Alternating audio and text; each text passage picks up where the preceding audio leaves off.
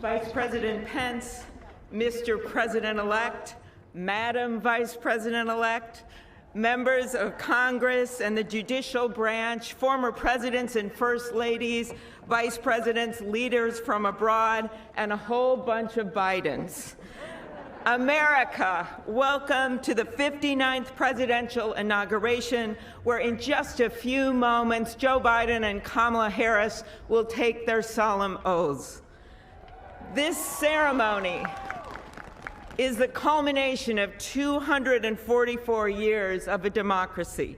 It is the moment when leaders brought to this stage by the will of the people promise to be faithful to our Constitution, to cherish it and defend it. It is the moment when they become, as we all should be, guardians of our country. Have we become too jaded, too accustomed to the ritual of the passing of the torch of democracy to truly appreciate what a blessing and a privilege it is to witness this moment? I think not.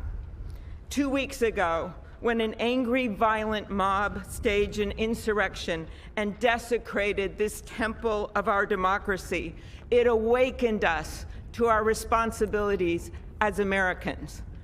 This is the day when our democracy picks itself up, brushes off the dust, and does what America always does: goes forward as a nation under God, indivisible, with liberty and justice for all. This conveyance of a sacred trust between our leaders and our people takes place in front of this shining Capitol dome for a reason. When Abraham Lincoln gave his first inaugural address in front of this Capitol, the dome was only partially constructed, braced by ropes of steel. He promised he would finish it. He was criticized for spending funds on it during the Civil War.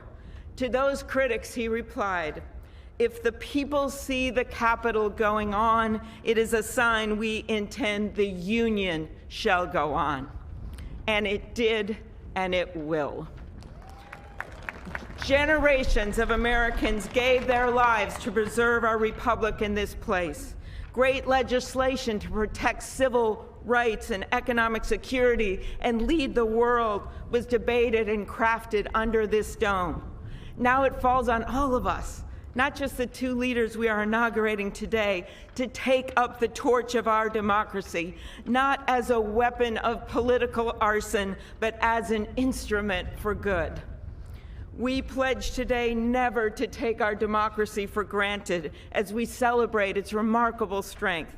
We celebrate its resilience, its grit. We celebrate the ordinary people doing extraordinary things for our nation, the doctors and nurses on the front line of this pandemic, the officers in the Capitol, a new generation never giving up hope for justice. We celebrate a new president, Joe Biden, who vows to restore the soul of America and cross the river of our divides to a higher plane. And we celebrate our first African American, first Asian American, and first woman vice president, Kamala Harris, who stands on the shoulders of so many on this platform who have forged the way to this day. When she takes the oath of office, little girls and boys across the world will know that anything and everything is possible. And in the end, that is America, our democracy, a country of so much good. And today, on these Capitol steps and before this glorious field of flags, we rededicate ourselves to its cause. Thank you.